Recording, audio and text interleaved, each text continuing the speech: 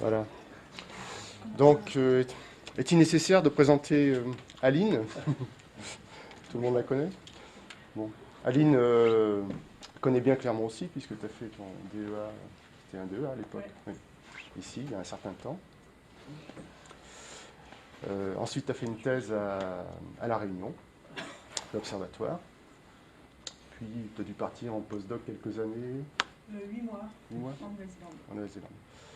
Et ensuite, tu as été recruté comme physicien adjoint à l'IPGP. Et maintenant, tu es donc directrice de l'Observatoire du Piton de la Fournaise depuis 2016. Voilà. Voilà. Ben, merci. Et puis, bon, il faut quand même tu as aussi. Tu reviens de New York où tu fais le marathon. C'est pas nécessaire de le préciser. Si tu veux passer les Ouais, mais c'est pas grave. Il y en a plein qui ont dit à 5 Ils ont une énergie. Il y en a plein. Ok, nickel. Merci. Et merci à tous d'être présents aujourd'hui aussi nombreux. Et merci pour l'invitation. Donc, je vais vous présenter aujourd'hui les derniers résultats qui ont été acquis sur le plan de la fournaise. Juste pour dire bonjour Aline, je dois discuter et donc j'ai 1 minute. Mais ciao Aline, je suis désolée. C'est filmé qui pourra. Donc, je vais présenter les derniers résultats de différents travaux qui ont été menés ces dernières années au Piton de la Fournaise sur l'imagerie interne du Piton de la Fournaise. Donc, ça s'est fait au sein de travaux qui ont été portés par Marc Dumont et Anthony Finzola au sein d'une ANR, l'ANR Slide-Volt, dont j'étais le principal investigateur, qui s'est fini en septembre de cette année, et dont le but était donc de mieux caractériser la structure interne du Piton de la Fournaise, sa rhéologie, pour mieux modéliser les grandes déformations du volcan. Donc là, je vais juste vous présenter la partie imagerie issue des travaux de Marc Dumont et Anthony Finzola, qui étaient donc les PI de ces travaux. Donc d'abord une petite introduction. Donc pourquoi comprendre la structure interne du volcan? Donc pour plusieurs choses. D'abord mieux surveiller l'activité volcanique, comme ici au Piton de la Fournaise. Il faut savoir que lors d'une éruption, il y a différents processus qui sont en jeu, les réservoirs magmatiques, qui suivent des trajets préférentiels, qui sont guidés par des structures préexistantes. Donc de bien connaître ces structures permettent donc de mieux anticiper ces éruptions, notamment les éruptions phréato-magmatiques. Donc bien connaître la localisation des systèmes infothermaux est un enjeu principal pour mieux anticiper ces événements explosifs qui sont parmi les plus destructeurs. Et également les effondrements, les déstabilisations de flancs, avec notamment la présence de structures, de plans de glissement, de failles qui pourraient donc se réactiver lors de processus d'effondrement ou de déstabilisation de flancs.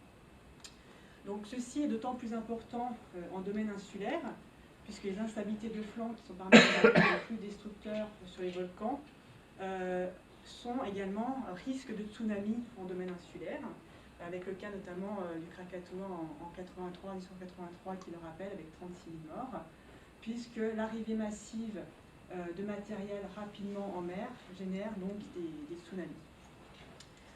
Concernant le Piton de la Fournaise, vous avez donc ici une caldeira qui date d'il y a 1500 ans, à l'intérieur de laquelle se focalise l'activité actuelle du volcan. Et donc Kelfoun et al. En 2010 avait modélisé donc, un effondrement similaire, et l'arrivée rapide de ces produits d'effondrement générerait donc des vagues et un tsunami qui atteindrait rapidement l'île Maurice et qui donc se propagerait autour de toute l'île de la Réunion, sachant qu'à La Réunion, 85% des 800 000 habitants habitent en bord de côte. C'est vraiment important de bien connaître ces risques et donc de mieux comprendre les phénomènes de grande ampleur sur ces volcans insulaires. Donc nous, notre étude s'est basée sur le Piton de la Fournaise. Donc pour ceux qui ne sont pas familiers avec ce volcan, c'est le volcan actif actuellement de l'île. Vous avez le massif de la Fournaise ici en vert, et la partie donc, la plus active actuellement, où 97% de l'activité éruptive se déroule, se situe au sein donc, de l'enclos Fouquet. Donc c'est un volcan avec une activité très intense. Sur les 10 dernières années, on a entre 2 et 3 éruptions par an. Donc vous avez les fissures éruptives ici en noir des dernières années, qui se localisent suivant des directions préférentielles, donc des rift zones, nord-est, sud-est et nord 120, et également donc une activité sismique très importante, puisque toutes les éruptions sont anticipées et accompagnées d'une forte sismicité, donc jusqu'à 1000 séismes avant l'éruption. Et donc ces séismes se focalisent principalement ici au niveau de la zone du cône terminal. On a un cône terminal qui s'est édifié dans cet enclos Fouquet, formé il y a 4500 ans. Et ce cône terminal est chapeauté par 2 cratères sommitaux. Et dessous ces cratères, on a donc un système d'alimentation magmatique avec donc le réservoir le plus superficiel qui est à peu près à 2 km de profondeur. Et donc une sismicité qui est associée donc à la mise en pression de ce réservoir et aux propagations de digues vers la surface. Et on a également une sismicité un peu plus éparse ici, sur le flanc est, j'y reviendrai tout à l'heure, et qui sont associées notamment à des structures topographiques. Ici, 2 failles nord 65 et des failles ici liées des fractures à la formation de la plaine d'Isosmonde, qui est donc une cicatrice topographique bien marquée dans le paysage. Donc, activité intense, nombreuses structures topographiques, et donc un terrain de jeu idéal pour mieux comprendre ce qui se passe dessous. Donc pour pouvoir imager cette structure interne, on s'est basé sur des méthodes géophysiques, donc à la fois avec des missions sur le terrain et le traitement de missions aéroportées. Donc la première méthode a été faite donc, au travers d'une mission de tomographie électrique de grande ampleur qui a été réalisée en 2017. Donc mission de grande ampleur qui a duré 3 semaines, avec un peu plus de 20 personnes sur le terrain, donc vraiment quelque chose de très important au niveau humain et matériel. Et c'était également accompagné par des mesures de polarisation spontanée et de mesures de magnétisme. Donc rapidement, pour ceux qui ne connaissent pas, la tomographie électrique donc, permet donc de connaître la résistivité d'un sous-sol, donc la capacité électrique d'un sous-sol. Donc pour ça, on injecte un courant d'intensité connu, et la distribution du potentiel électrique permet donc d'avoir une résistivité apparente et donc de mieux caractériser la lithologie du sous-sol. Donc pour cette manip, on a pris une configuration pôle-dipôle, et le profil était donc un profil est-ouest de 3800 mètres, ici sur la rift zone nord, donc sur le cône terminal, assez proche du cratère Dolomieu, parce que vous voulez caractériser justement les circulations de fluide le plus proche du cratère, sachant que le cratère s'est effondré en 2007, il n'est plus accessible, donc on n'a pas pu aller directement dans le cratère, donc on l'a longé, et également sur la partie, jusqu'à la partie est. Donc configuration pôle-dipôle, je l'ai dit, et également une électrode à l'infini, donc qui a permis d'avoir une profondeur d'investigation de 900 mètres, donc qui était une profondeur assez importante, qui n'avait jamais été atteinte sur ce volcan avec cette technique. Donc qui a permis donc de voir des choses assez intéressantes et profondes. Donc voici quelques photos de la manip. Donc détrompez-vous, il y a 2 photos ensoleillées, mais la plupart du temps il a fait ce temps-là, donc ce qui était plutôt positif pour avoir des bonnes conductivités dans le sol. Donc il y avait eu 3 semaines de grosses pluies. Le terrain, donc des terrains assez difficiles, puisque les roches sont massives et tout, donc il a fallu donc enfoncer les électrodes en perforant le sol, et avec de l'huile de coude aussi, ici comme vous pouvez le voir. Et donc un profil ici qui a traversé toute la partie nord du volcan, et donc avec différents rôles longs pour pouvoir atteindre les 3800 mètres de profil. Chose que je n'ai pas dit pour les spécialistes, donc un espacement entre les électrodes de 60 mètres, qui couplé avec l'électrode infinie a permis donc d'investiguer jusqu'à 900 mètres de profondeur. La deuxième méthode, donc, ça a été le retraitement des données magnétiques, électromagnétiques et héliportées qui avaient été acquises par le BRGM en 2014. Donc là, avec comme principal investigateur donc Marc Dumont, qui était donc postdoctorant à l'Université de La Réunion et qui avait fait sa thèse au BRGM et à l'Université de La Réunion et qui est maintenant à Paris 6, et Pierre-Alexandre Réninger, qui est donc du BRGM, qui ont traité ces données-là. Donc il faut savoir qu'en 2014, le BRGM avait donc fait une campagne héliportée sur toute l'île de La Réunion, en utilisant un système danois pour acquérir donc un jeu de données haute résolution, pour faire des sondages électromagnétiques en données temporelles et une cartographie magnétique. Donc le but, c'était de caractériser donc, les aquifères et le biseau salin sur l'ensemble de l'île de La Réunion. Et les données sur la fournaise n'avaient pas été regardées jusqu'alors, puisque du fait de la grande résistivité des terrains, les traitements standards ne permettaient pas d'avoir des résultats satisfaisants, d'où le retraitement qui a été fait donc, par Marc Dumont et Pierre-Alexandre Réninger. Donc il faut savoir que Initialement, il y avait eu 6285 points d'acquisition qui avaient été faits sur la partie haute du volcan. Et après traitement, uniquement 1172 points de mesure avaient pu être inversés et donc ne permettaient pas d'avoir des données exploitables pour avoir des données intéressantes sur le volcan, avec une forte résistivité du fait des coulées de lave du volcan. Donc le retraitement qui a été fait, avec notamment les données de navigation et le stacking, a permis de retrouver des mesures. Et donc c'est ainsi qu'on a eu 3655 mesures après retraitement qui ont permis d'avoir des données exploitables et un rapport signal sur bruit satisfaisant pour avoir des données exploitables. Donc concernant maintenant les résultats, donc tout d'abord sur l'imagerie des structures sommitales, donc si on se focalise ici sur le cône terminal avec la manip de tomographie de 2017 et les mesures de polarisation spontanée associées. Donc voici le profil 2D de résistivité électrique qui a été inversé, donc qui passe, je vous rappelle, sur la bordure nord de la rift zone. Donc plusieurs choses intéressantes. Donc on voit ici un fort marquage entre la partie ouest et est. Donc une transition qui existe entre la partie ouest et est de la zone sommitale qui est assez marquée. L'influence du système hydrothermal qui est bien visible sur la partie ouest du profil et qu'on retrouve également ici sur les mesures de polarisation spontanée, qui a été réitérée 2 fois pendant la campagne de 2017.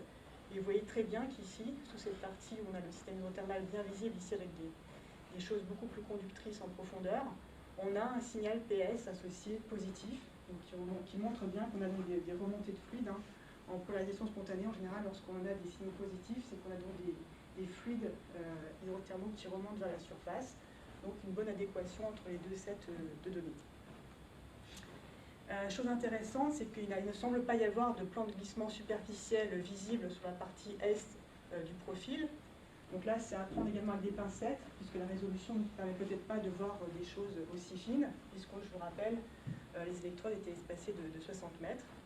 Par contre, il y a peut-être un possible plan de glissement plus profond qui pourrait s'initier comme ceci et qui mérite donc d'être confirmé par des mesures complémentaires. Donc c'est dans ce sens que Jean-Luc Gott de l'ISTER de Chambéry a mené donc des campagnes EMT en juin sur la partie est du volcan. Donc les données sont toujours en cours de traitement pour voir si on a des choses plus profondes sur la partie est qui pourraient donc être associées à un potentiel plan de glissement sur la partie est du volcan. Donc ça mérite d'être suivi ces prochains mois après donc, le traitement de ces données. Autre point très intéressant sur la partie sommitale, donc il faut savoir que grâce à OI2 et aux interférogrammes qui nous sont fournis par le service OI2, ces dernières années, ces interférogrammes montrent des linéaments en surface. Donc vous avez ici en noir des linéaments qui ont pu être caractérisés grâce à ces interférogrammes, c'est-à-dire que lorsque le dike remonte vers la surface, donc on a ces déformations qui sont associées, donc ici c'est pour l'éruption de septembre 2016, il me semble, on a donc des déplacements ici qui se mettent en place et qui montrent à l'intérieur de ce gros pattern de déformation d'autres petits cisaillements ici, liés certainement à la réactivation de failles. Donc pouvoir caractériser ces linéaments qui correspondent en surface soit à des fractures, à des fissures préexistantes pour certains, et pour d'autres qui ne correspondent à rien. Donc on a des linéaments qui ne correspondent à rien de visible en surface. On a un signal PS associé. Donc on a mis en place ici un réseau de réitération, donc un peu plus vers le sud du profil que je vous ai présenté tout à l'heure. On a donc ce réseau de réitération qui est mesuré, pas de manière systématique, mais assez souvent après les éruptions. On retrouve sur ces linéaments 10 millimètres PS de polarisation spontanée, donc qui montre bien qu'on a un drainage des fluides via ces structures. C'est-à-dire qu'on a les fluides météoriques qui ont tendance à être drainés vers les profondeurs, donc qui montre bien que ces structures, ces linéaments, qui pour certains ne sont pas associés à des fractures et des fissures, correspondent bien à des choses en profondeur qui permettent le drainage des fluides. Donc comme hypothèse de travail, on a donc penser que ces linéaments qui ne correspondent pas à des fissures, des fractures, seraient en fait des fractures qui ont été recouvertes par des coulées récentes et donc ne sont plus visibles actuellement en surface. Donc maintenant, à l'échelle de l'enclos, donc on a regardé les résultats du TDEM, donc que vous portez. Donc c'est un papier qui vient d'être accepté à Scientific Reports la semaine dernière. Donc on peut caractériser l'extension du système hydrothermal maintenant à l'échelle de l'enclos et non pas uniquement sur un seul profil. Donc ici on a repris un profil similaire à celui du profil de résistivité électrique que je vous ai présenté tout à l'heure, avec donc une section qui traverse le cratère de Lemieux. L'avantage en héliporté, c'est qu'on peut passer au-dessus du cratère. Donc on retrouve ici des couches résistives qui font à peu près 300-400 mètres d'épaisseur, qui correspondent donc aux coulées de lave qui n'ont pas été altérées. On a ici en profondeur des couches conductives plus profondes et qui ont tendance donc à remonter ici vers la surface au niveau du cratère. Donc ça correspond à des roches volcaniques anciennes altérées et à une remontée donc, du corps conductif vers la surface au niveau du cratère. Et on retrouve bien ici la différence entre la partie ouest et est, donc avec une influence beaucoup plus importante sur sa partie ouest. Et on retrouve également un signal associé de polarisation spontanée positif, comme sur le profil qui avait été fait sur le terrain.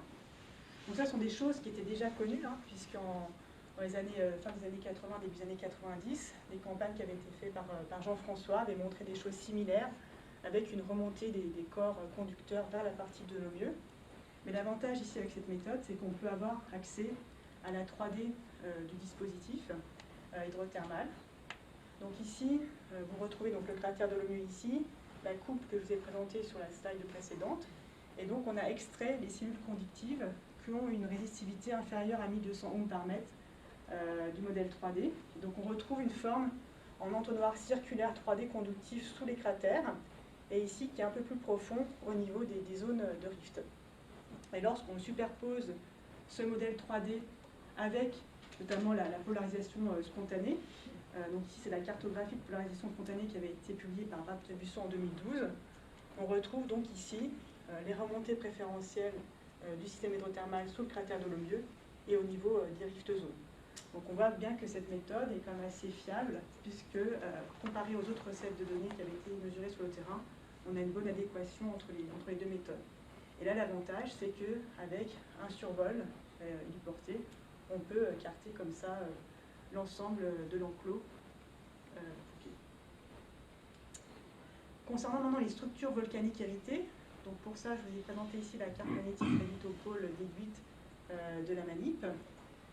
Donc rapidement, on retrouve ici une anomalie positive sur le cône terminal qui s'étend ici vers la partie nord des grandes pentes, qui correspond donc à l'accumulation des coulées récentes. Alors on a une forte épaisseur de coulées dans cette partie-là, puisque l'essentiel de l'activité a lieu sur le cône terminal. Et on a beaucoup d'accumulation de coulées dans cette partie du volcan, qui explique donc cette anomalie positive.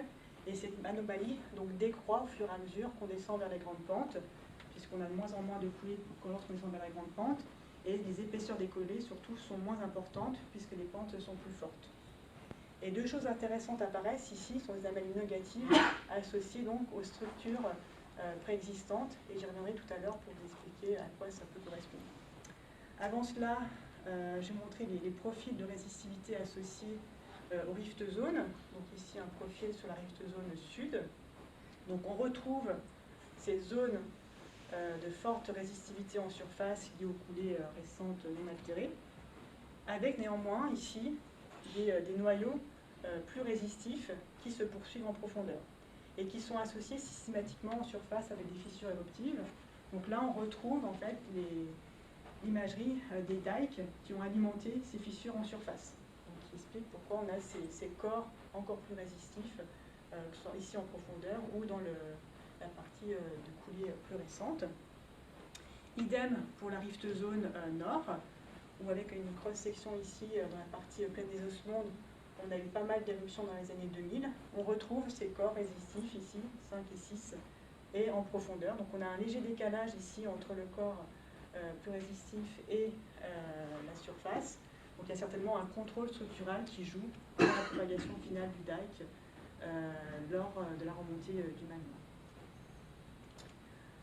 Autre point, donc là si on fait une cross-section justement sur les deux anomalies qui étaient visibles sur la carte magnétique, au niveau résistivité, on retrouve un contraste extrêmement brut, marqué, vertical, au niveau de ces anomalies 2 et 3, et au niveau donc, de ces deux structures nord 65 et au niveau des fracturations ici de la plaine des Osmondes. Et on voit donc que ces linéaments qui sont connus depuis longtemps sur le volcan, qui sont bien marqués dans le paysage, se poursuivent en profondeur et de manière extrêmement bien marquée, ici au niveau du Piton Crac, qui est une structure également bien connue dans le paysage du Piton de la Fournaise, et ici au niveau de la partie médium des grandes pentes.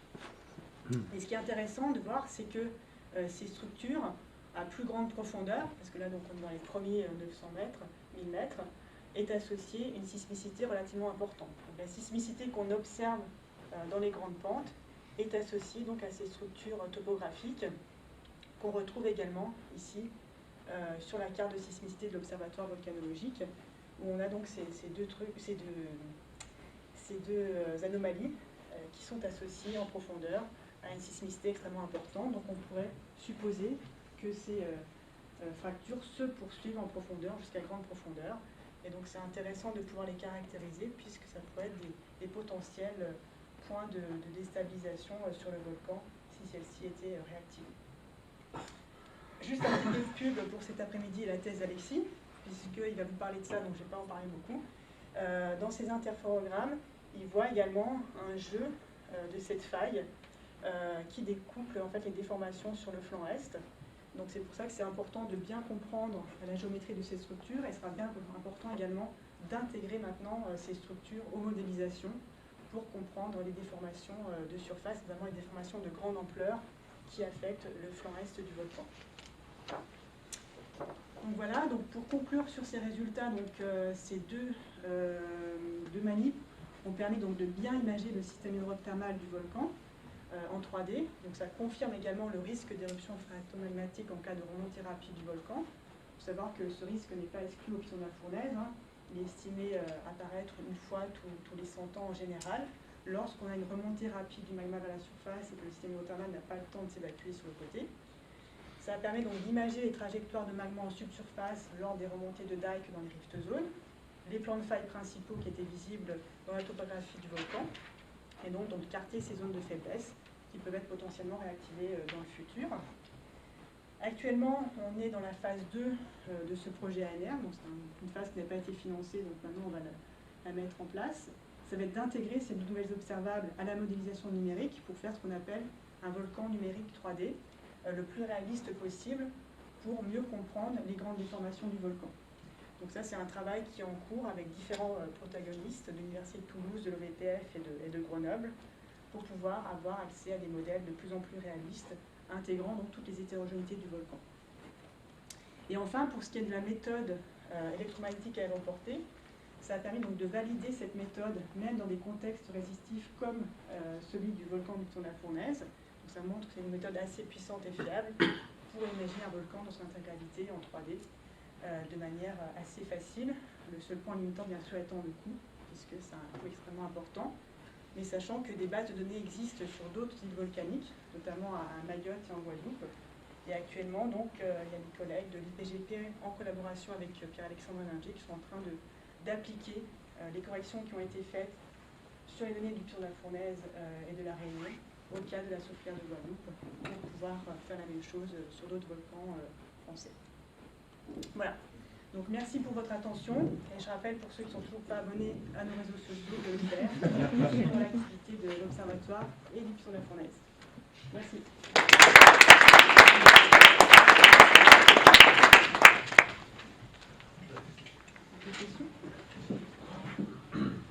Oui. Je suis intéressé par les manips BRGM. Il est prévu peut-être d'en faire sur la Chine des Puys. Donc, je voudrais quelques petits renseignements, c'est-à-dire quel est l'espacement des lignes de vol et puis quelle est la résolution des boîtes là, qui sont en dessous. Alors, pour la Réunion, alors pour les autres îles, je ne sais pas, mais pour la Réunion, voilà ce qui a été fait. Sachant que sur toute l'île, ce n'était pas la même résolution. Et sur le volcan, vu que la résistivité n'était pas facile, que le but premier, c'était pas de caractériser sur le volcan, la résolution était plus, enfin, les lignes de passage étaient plus espacées que sur les autres parties de l'île. Donc là, vous voyez, donc, le demi fait 1 km, donc ça doit faire tous les 300 mètres, j'imagine. 300 mètres. 300 mètres, à peu près. Et sachant que certains secteurs où ils sont focalisés notamment sur la bordure côtière, c'était beaucoup plus rapproché, parce que c'était vraiment des points où ils voulaient se focaliser sur le biseau salin. Donc là, j'imagine qu'ils ont dû prévoir la thèse de Marc Dumont qui a travaillé là-dessus, peut-être tous les 100 mètres. Mais ça a été une manip qui a duré presque un mois, hein. C'était assez long. Et la résolution obtenue avec Alors ça, j'en ai aucune idée. la taille des boîtes Laquelle boîte? dans le modèle 3D. Pardon. Parce que là, c'est lissé. Ouais, ça, il faudrait que j'envoie le papier. Ça doit être indiqué dans les supplémentaires immatériels du papier. Là. Donc je pense que d'ici une semaine ou deux, il devrait être sorti. Donc vous aurez les infos. Sur chaque point de mesure, tu fais un modèle en 1D. Ah oui, alors donc, oui, c'est ça. Chaque point de mesure, tu as un D. Après, on inverse en 2D, puis en 3D. Là, la réponse, je ne sais pas. Je vais savoir dans le papier.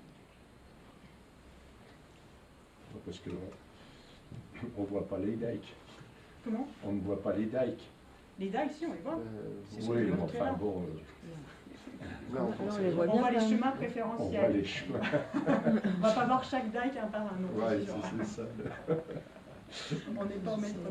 C'est clair. Hein. Ok.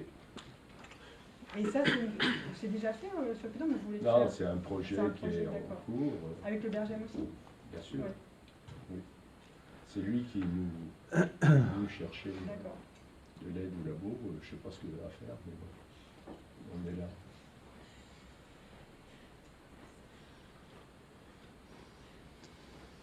Sur la carte magnétique, là, juste en dessous, à droite du grand B, on a une limite qui apparaît là dans tes couleurs. Ouais. Je sais pas si ça représente, ça Il c'est faudrait voir avec la significatif ou pas. cartographie des coulées de lave peut-être, parce que là essentiellement c'est cette, avec des coulées de lave. Tu vois cette- quelque chose sur l'interféro? Bah oui, ça me rappelle des choses qu'on voyait déjà en post-réactif en 2007. Et puis c'est une direction oui, qu'on retrouve dans cette région-là, pas toujours tout à fait au même endroit, mais orientée de la même façon. Bah là il serait peut-être intéressant de faire donc peut-être des sections justement sur les profils de résistivité. Ouais. En fait, comme cette partie-là où c'est... Ouais, tu as peut-être raison. Ouais. Ouais, cette direction-là, Ouais. c'est... Mais là par contre c'est facile puisque maintenant que ça a été inversé, avec le logiciel il y a juste à donner les points d'entrée et de sortie du profil, et on peut te sortir le profil rapidement sur les choses qui t'intéressent.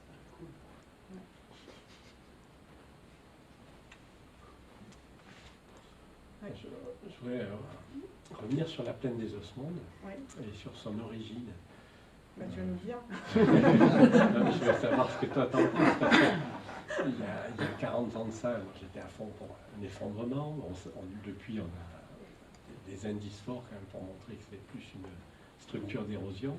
Donc, est-ce que ces travaux amènent Alors là, l'huile non, parce qu'on n'a encore pas regardé en détail. Justement, on a eu une réunion avant-hier à l'IPGP pour justement... Là, c'était un papier d'overview pour montrer que la méthode marchait. Et maintenant, on va se focaliser dans différentes choses. Donc, on va se focaliser sur les rift zones hors enclos pour voir ce qui s'y passe. Et se focaliser justement sur les structures ici dans la rift zone. Ça, c'est plus la partie d'Anthony. Et faire plein de petites cross-sections pour voir ce qui se passe. Là, on n'a pas regardé dans le détail. Mais l'idée, c'était de montrer que la méthode marchait. Et maintenant, on va faire des études plus poussées avec des thématiques structurales et les rift zones hors enclos. Notamment pour la rift zone Nord 120, où le papier de Guillaume Boudoir montre qu'il y a des choses qui se passent actuellement et voir si on voit ça aussi sur les profils. Donc l'idée là, ce serait peut-être faire des cross-sections sur peut-être toute la partie et voir ce qui se passe. Et c'est clair que ces limites structurales, enfin celles-ci en tout cas, et celles qui sont associées à la sismicité, semblent s'enraciner assez profondément. Ouais, ce qui est surprenant aussi, c'est la structure d'érosion. Oui. Comme Peut-être que tu avais raison. En fait, la TT2. Voilà. Voilà. C'est ce qu'on montre tout le temps. J'ai une question concernant les essais de séisme qui sont associés aux structures. Il y a des mécanismes bien contraints ou... Non, alors les mécanismes au foyer sont difficiles. Enfin, peut-être que tu peux répondre, Jean mieux que moi. Ces sismes sont de petite magnitude, donc c'est super difficile à contraindre. Donc on n'arrive pas à contraindre les mécanismes au foyer dans ce secteur-là. Donc on ne sait pas si c'est tectonique ou... Tu as plus d'éléments que moi ou pas? Non, je suis d'accord avec toi, oui, les mécanismes au foyer sont difficiles, puis il y a des problèmes de réflexion, des ondes, etc. Mais par contre, non, c'est du tectonique, très sûrement, oui. Il y a pas... Enfin, c'est du volcanotectonique, mais du volcanotectonique, c'est du tectonique, c'est la fracturation, c'est... Voilà. Et en général, cette sismicité est observée quand on a en phase pré-éruptive, c'est-à-dire quand on pressurise ici le système d'alimentation. Donc on a quand même tendance à pousser le flanc est, donc qui est assez libre vers l'arrière, et ça a tendance à craquer dans ces secteurs-là. Là, par exemple, avant la dernière éruption, on a eu quelques événements ici dans ce secteur-là, les semaines qui ont précédé l'éruption. Quand le système était en pression, à ce niveau-là. Mais par contre, ils sont relativement profonds, Ils sont à -1, -2 sous le niveau de la mer, donc à -3 sous la surface. Là, on le voit. Là, vous avez le niveau de la mer qui est ici. Oui. Donc ceux-là, ils sont au niveau de la mer, et ceux-là, ils sont à -1 sous le niveau de la mer. Et sur cette figure-là, on arrive sur la coupe nord-sud, on voit que les séismes ont tendance à s'aligner un petit peu. Là, Ouais. est-ouest. Sur la coupe est-ouest, on a l'impression que ça forme une espèce Ça de... fait une cuvette en fait. Ouais, c'est ça. En fait, ça c'est un peu trompeur, parce qu'effectivement, là, on serait Ouais. tenté de mettre un joli plan. Ouais, ouais. Non. En fait, ça forme une cuvette comme ceci, et sachant que c'est surtout des clusters, on a vraiment 3 clusters principaux. Un ici donc, qui est associé donc, à cette structure-là, un ici à cette structure-là. Celui-ci, bon, on ne sait pas trop à quoi il est associé, mais ça se regroupe quand même en essaim. Mais il ne faut pas y voir ici un plan...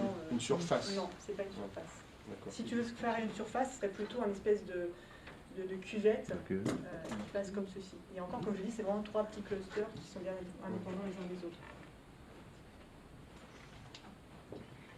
Oui. Est-ce que vous avez atteint réellement les 900 mètres en résistivité? Si oui, à combien de kilomètres? J'imagine que vous avez mis l'électrode à l'infini. Alors l'électrode, je n'ai peut-être pas dit 7 km. Je remets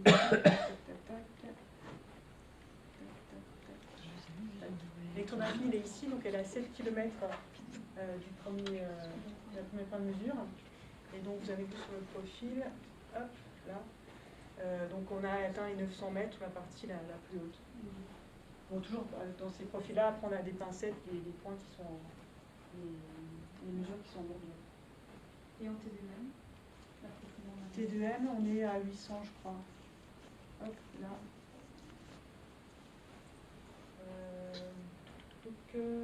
Ouais, c'est ça. Non, même un peu plus, c'est une bêtise. 800. Ouais. J'ai deux petites questions sur le système hydrothermal.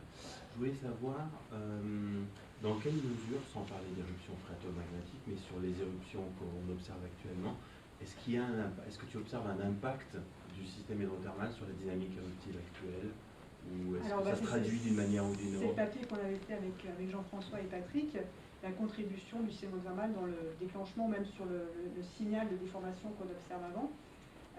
Je sais que c'était en 2014 ou 2015, non pas 2000, enfin bref, peu importe, il y a quelques années, on avait une déformation qui était enregistrée, mais qui était associée à aucun autre précurseur, pas de sismicité, pas de dégazage, parce que maintenant on a aussi un système de dégazage, des stations de mesure du sol qui permettent d'anticiper aussi une avec ça. Et on avait juste une mise en pression du système hydrothermal suite à un gros épisode pluvieux qui avait duré 2 semaines et qui avait avorté. Là, on voit quand même qu'il y a peut-être quelque chose qui joue.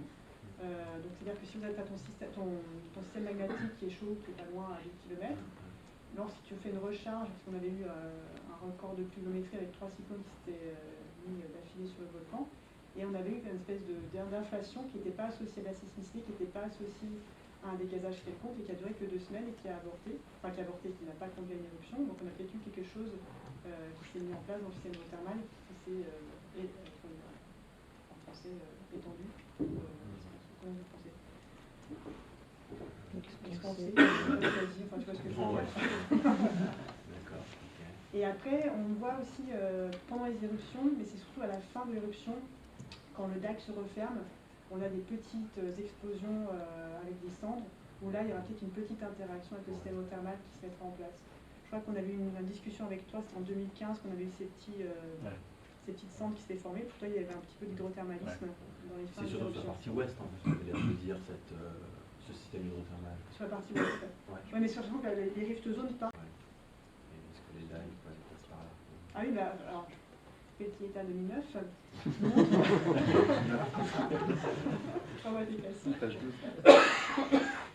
En fait, grâce au réseau permanent de l'Observatoire, on voit que pour toutes les éruptions qu'on appelle, bon, sommitales, il n'y en a plus actuellement, mais proches, hors distal, elles partent tous de la partie ouest du cratère de Lemieux. Donc ça, on voit très bien que les sources de pression sont soit sur la branche nord ou sud, mais toujours à l'ouest du cratère de Lemieux. Et c'est uniquement pour les éruptions distales, là, ça part plutôt de la partie est, dont les deux dernières éruptions, qui peuvent être considérées comme distales de leur localisation. Ok. Et du coup, j'avais une deuxième question reliée à ça, mais tu y as partiellement répondu. C'était un peu, qu'est-ce qu'on a des contraintes sur l'origine de ce système hydrothermal, à savoir est-ce qu'il est essentiellement météorique, tu avais l'air de le dire là, et ou la contribution d'exsolution des volatiles magmatiques, auquel cas, bon, ça a des implications sur l'appauvrissement en gaz du magma, etc. Est-ce qu'on a des infos là-dessus? Moi, personnellement, non. Je sais juste l'observation qu'on a observée là, juste après ces 3 épisodes pluvieux d'il y a 2-3 ans. Les magmas de la Réunion ne sont pas très riches en volatiles. Contribution. Ouais, très très importante. Pourquoi ils sont pas très riches? Oui, on sait qu'ils ne sont pas très riches à la source. À la source. Après, probablement. Je pense au regard de la contribution météorique, j'aurais plutôt tendance à penser. On a les records mondiaux de pluviométrie quand même. Ouais.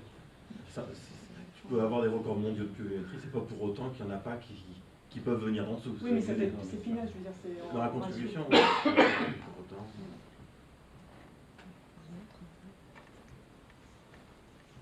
Oui.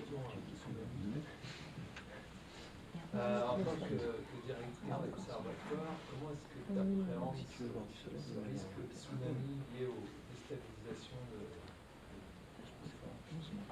Alors, il faut savoir qu'à La Réunion, il y a aussi de leur 1 ou 2 marégraphes, je crois, installés autour de l'île, mais il n'y a pas de système d'alerte comme dans notre île volcanique, sachant que ce risque, quand même, il est certainement il est faible, même s'il existe. Dans le plan Orsec, ils en parlent, puisqu'ils parlent de tous les scénarios, et il est actuellement, je crois, pluridicinal, c'est-à-dire séculaire, pardon. Donc associé au risque de déstabilisation de flanc. Ils en parlent dans le plan Orsec, donc il y a un protocole pour tout ce qui est gestion de crise, mais pour tout ce qui est, on va dire, suivi, il n'y a pas de marégraphe ou de choses comme ça pour suivre le phénomène. Il n'y a pas de projet pour mettre des bouées un peu... Alors là, il y a on a été contacté par le Losu Réunion qui est en train de mettre sur toutes les îles de l'océan Indien des marégraphes.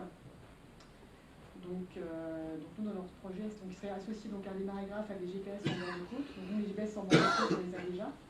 Donc ça leur ajouter. Donc Saint-Philippe, c'est... Tac, tac, tac, tac.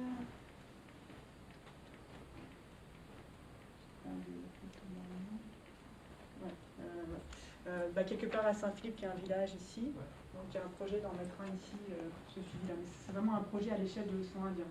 Donc c'est pas que pour le risque de tsunami lié à l'activité du volcan, mais aussi pour les tsunamis Sumatra en 2004, il y a eu un petit impact sur la Réunion. Donc c'est pour suivre ça aussi. Et il y en avait un projet aussi d'en mettre un à Sainte-Marie, de l'autre côté, enfin au nord de l'île. Mais vraiment pour le suivi à fond de chaîne. On constate des choses a posteriori. Aussi, il y a le Krakatoa. 76. Ça a mis du temps à... Parce que ça a mis du temps à tomber.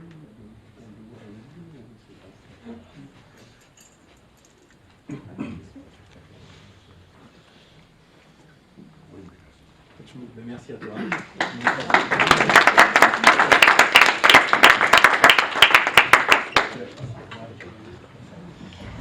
Juste quand tu montrais des petites fissures là, sur la partie nord du cône, là. Des petites fissures. Ouais, évidemment. Évidemment. Ouais. On a aussi au sud. Oui, ah, je vais bien. Oui. Tu parlais de cisaillement, moi en fait je voyais plutôt en ouverture.